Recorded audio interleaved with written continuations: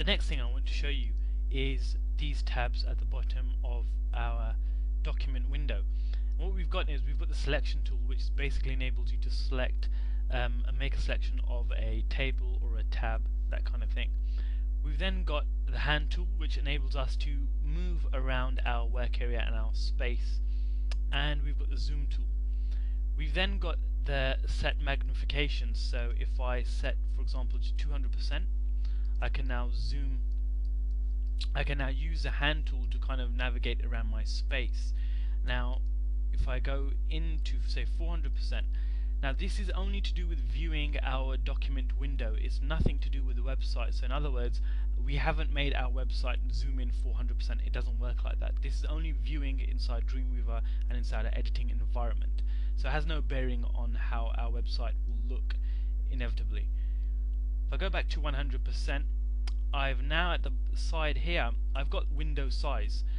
So if you click this option here, we've got various different sizes that you may have. So we've got, for example, 600 by 300 pixels. We've got 760 by 420 pixels as well.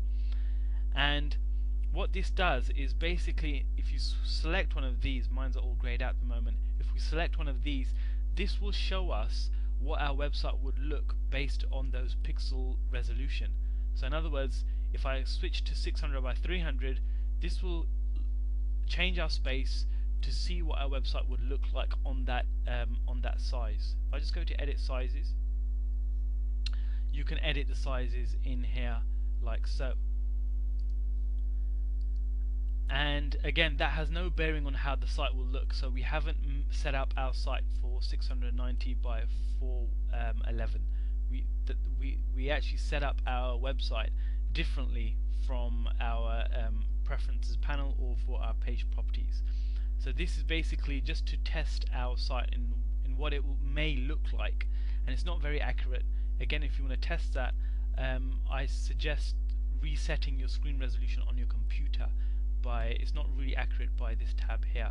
This is only the window size. Again, it has no bearing on the actual web page that you are developing inside Dreamweaver, so you have not set that as your resolution. Another thing is your kilobytes per second, so how many kilobytes it will take to download your website.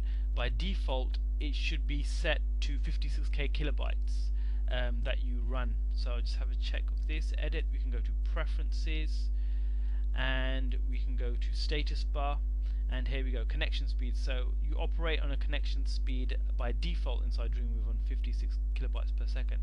You may have 28 kilobytes per second, but again, I don't really know anyone who's still on 28 kilobytes per second. I will suggest to switch that to 56k unless you do know someone with a 28 kilobytes per second connection speed. And we can go ahead and click OK. So those are those really small panels inside your document window, and we'll move forward to look at a few more interesting things inside Dreamweaver.